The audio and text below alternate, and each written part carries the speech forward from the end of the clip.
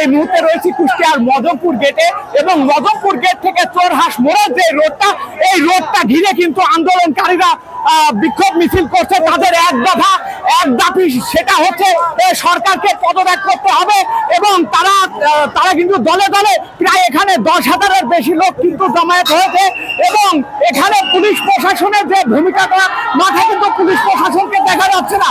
স্বৈরাচারের পদত্যাগ না হওয়া পর্যন্ত আমরা রাজপথ ছাড়বো না।